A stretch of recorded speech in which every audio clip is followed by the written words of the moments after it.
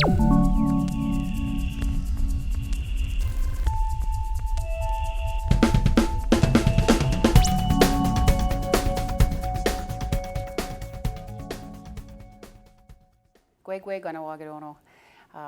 Chief's Uncut. It's my first shot at it this term, so welcome. And I wanted to discuss a little bit of what I'm doing right now. Currently, I'm working on a gaming table that will affect the community. We had put out a press release rather, about the Bill C-13 that has been tabled in the federal government by Minister David Lametti. A lot of people were wondering why we're concerned with outside jurisdiction.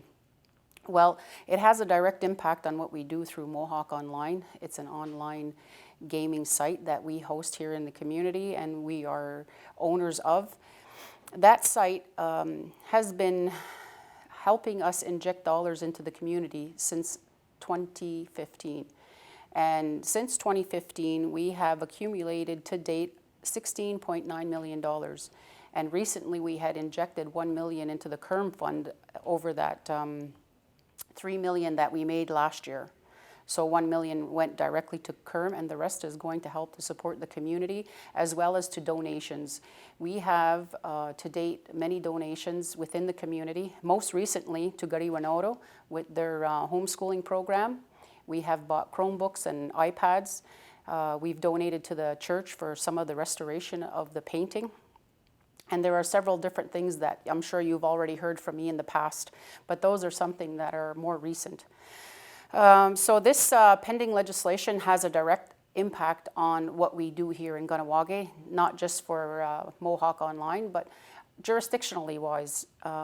We're being attacked, in my opinion, by exterior governments who have not wanted to recognize the authority of Kahnawake when it comes to gaming. And for us, it's been a very long road, 20 plus years trying to get that recognition. What we do here in the community is we protect players first and foremost, and that's what the Kahnawake Gaming Commission does. The criteria that we have for player protection, I don't know anywhere else in the world that has that level of criteria, so we do it very responsibly. So when we see a bill like Bill 13, and no consultation with Kahnawake, it's very concerning. We have had some talks with the federal government before this bill was presented, and I myself had spoken directly with Minister David Lametti recently, and he agrees we need to have a follow-up conversation. So we have a working group that has been put together and mandated to deal with this situation. Chief Michael DeLille as well as Chief Ross Montour are part of that working group. So we have a lot of work cut out for us, and the protection of the jurisdiction is what's first and foremost. Something else we're working on, and I'm working on with Chief Ross Montour, is the implementation of the UNDRIP. As you know, the federal government has been talking about UNDRIP for some time and its implementation.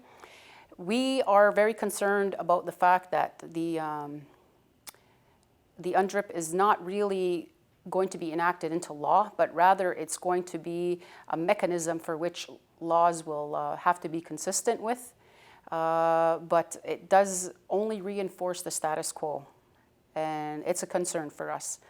If it's not enacted to an actual law, it's more of the same for us.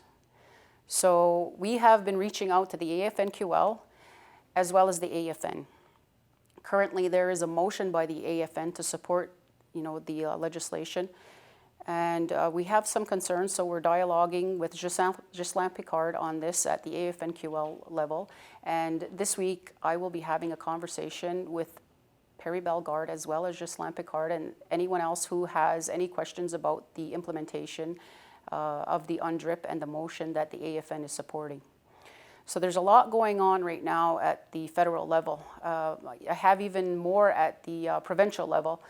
As some of you may have heard, there was the Bill 66 and the concerns around the consultation and accommodation for First Nations, and the Bill 66 is something that is to jumpstart Quebec's economy in light of COVID. Well, the Mercier Bridge is on that list of projects, and for us it is unacceptable to have that there. So I did have a meeting with the new Minister Lafreniere as well as Minister Labelle along with Chief Tanya Perrin, Ross Montour, and myself. And we had discussions about this. So it's being looked at, and we're constantly dialoguing back and forth about how we're going to move the relationship with Quebec forward. And we're doing it on another level also. At the AFNQL level, there's going to be a table that is established. It's going to be the AFNQL and the Quebec government. So I'm looking to be part of that table. I would welcome the discussion because a lot of the issues that come across our table here in Kahnawake are unique. So I think it's very important that we have a representative from our table to have this discussion with Quebec and the other First Nations within the Quebec territory. A lot of work on the horizon, and that's just a portion of it. So nyawa goa for listening, Kahnawake, and I'll see you soon.